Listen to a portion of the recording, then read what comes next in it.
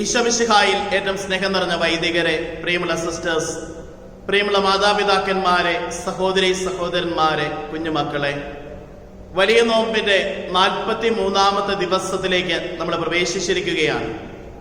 ഇന്ന് നമ്മുടെ വിചിന്തനത്തിനായിട്ട് നൽകിയിരിക്കുന്ന തിരുവചന ഭാഗം വിശുദ്ധ ലൂക്കായുടെ സുവിശേഷം 19-ാം അധ്യായം 41 മുതൽ 48 വരെയുള്ള വാക്യങ്ങളാണ്.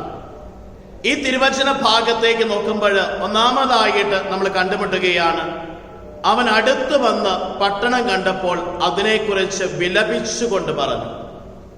ഈശോനാഥൻ അടുത്ത് വന്ന് ജെറുസലേം ദേവാലയത്തിലേക്ക് പ്രവേശിക്കുന്നതിന് മുമ്പ് ആ പട്ടണം അവൻ കാണുകയും അത് കാണുമ്പോൾ അവൻ അതിനെക്കുറിച്ച് വിലപിക്കുകയും, കാരണം സമാധാനത്തിനുള്ള ഒരുക്കങ്ങളല്ല അവിടെ നടക്കുന്നത്, മറിച്ച് തിന്മയ്ക്ക് വേണ്ടിയുള്ള പ്രവർത്തനങ്ങളാണ് അതിന് ചുറ്റും നടന്നിരുന്നത്.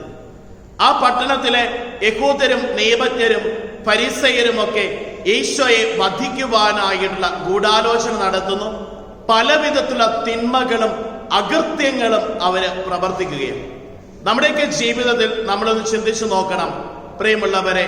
നമ്മുടെയൊക്കെ ഹൃദയത്തിന്റെ ഉള്ളില്, ഹൃദയമാകുന്ന പട്ടണത്തിന്റെ ഉള്ളില് എന്തെല്ലാം തരത്തിലുള്ള വ്യാപാരങ്ങളാണ് നടക്കുന്നത്? നമ്മുടെ ജീവിതത്തിൽ ഒരു വിശുദ്ധിയുടെ നിറവിനെ സ്വന്തമാക്കുവാനായിട്ട് നമുക്ക് സാധ്യമാകുന്നുണ്ടോ? നമ്മുടെ ജീവിതത്തിൽ നമ്മളൊന്ന് ചിന്തിച്ചു നോക്കണം. അകൃത്യങ്ങളാൽ നമ്മുടെ ഹൃദയം നിറയപ്പെടുന്നുവോ, അതോ നന്മയാൽ നിറയപ്പെട്ടുകൊണ്ട് അനുഗ്രഹമാകുന്ന അവസ്ഥ സംഭവിക്കുന്നുവോ? ഈശോനാഥൻ പറയുകയാണ്, ഇപ്രകാരം അകൃത്യങ്ങൾ നിറഞ്ഞതുകൊണ്ട് കല്ലിന്മേൽ കല്ല് ശേഷിക്കാതെ ഈ പട്ടണം തകർക്കപ്പെടും. ജീവിതത്തിൽ ഒന്ന് ചിന്തിച്ചു നോക്കണം. പലപ്പോഴും തകർച്ചകളും അനർത്ഥങ്ങളും സംഭവിക്കുന്നത് അകൃത്യങ്ങളുടെ ഫലമായിട്ട്. നന്മ ചിന്തിക്കുവാൻ, നന്മ ആഗ്രഹിക്കുവാൻ, നന്മ പ്രവർത്തിക്കുവാൻ സാധിക്കാതെ തിന്മയിൽ മുഴുകുമ്പോൾ, തിന്മയാൽ നിറയപ്പെടുമ്പോൾ അകൃത്യങ്ങളും അനർത്ഥങ്ങളും ജീവിതത്തിൽ കടന്നു വരും. പ്രിയമുള്ളവരെ, പലപ്പോഴും ഒന്ന് തിരിച്ചറിയണം, നമ്മുടെ അകൃത്യങ്ങള്, നമ്മുടെ തിന്മ പെരുകുന്നിടത്ത് നമ്മുടെ നാശം സംഭവിക്കുകയും, നന്മ ചെയ്യുന്നവരുടെ ജീവിതത്തിൽ നന്മ സംഭവിക്കുന്നു, തിന്മ ചെയ്യുന്നവരുടെ ജീവിതത്തിൽ തിന്മ സംഭവിക്കുന്നു. ഇവിടെയാണ് ഒരു മാനസാന്തരത്തിലേക്ക് ഈശോനാഥൻ ഇന്ന് നമ്മെ ക്ഷണിക്കുന്നത്. വീണ്ടും നമ്മൾ രണ്ടാമതായിട്ട് കണ്ടുമുട്ടുകയാണ്. അനന്തരം അവൻ ദേവാലയത്തിൽ പ്രവേശിച്ച് അവിടെ കച്ചവടം നടത്തിക്കൊണ്ടിരുന്നവരെ പുറത്താക്കാൻ തുടങ്ങി. അവൻ പറയുകയാണ്, എന്റെ പിതാവിന്റെ ആലയം പ്രാർത്ഥനാലയം എന്ന് വിളിക്കപ്പെടണം. ദൈവത്തിന്റെ ആലയം പ്രാർത്ഥനയുടെ ആലയമാണ്. നമ്മുടെയൊക്കെ ദേവാലയത്തിലെ പെരുമാറ്റം ഒന്ന് ശ്രദ്ധിച്ചു നോക്കണം. ഒരു ഉരുകുന്ന മനസ്സോടെ, നിറയുന്ന കണ്ണോടെ, പിടയ്ക്കുന്ന ഹൃദയത്തോടെ ദേവാലയത്തിന്റെ ഉള്ളിലായിരിക്കുവാൻ നമുക്ക് സാധിക്കുന്നുണ്ടോ?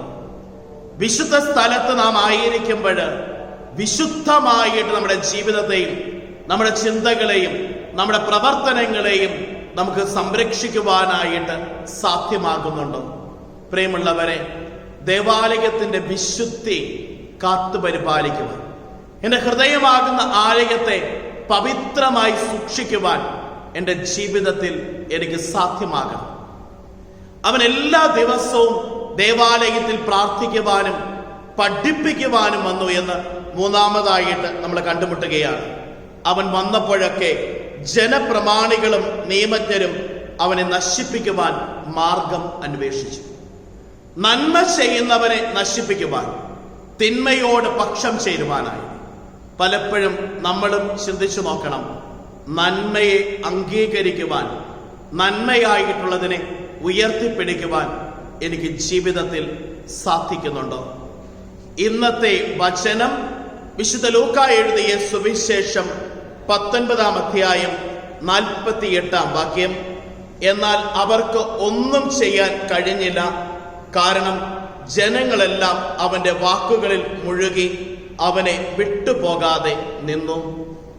നമ്മുടെ കർത്താവ് ഈശോ മിശിഹായുടെ കൃപയും പിതാവായ ദൈവത്തിന്റെ സ്നേഹവും പരിശുദ്ധാത്മാവിന്റെ സഹവാസവും നാം എല്ലാവരോടും കൂടെ ഉണ്ടായിരിക്കട്ടെ, ഇപ്പോഴും എപ്പോഴും എന്നേക്കും. ആമേൻ. താപവഴിയുടെ ഈ 43-ാം ദിനം എല്ലാവരുടെയും ജീവിതത്തിൽ അനുഗ്രഹമായി തീരട്ടെ എന്ന് പ്രാർത്ഥിക്കുകയും ആശംസിക്കുകയും ചെയ്യുന്നു. ദൈവം അനുഗ്രഹിക്കട്ടെ. ആമേൻ.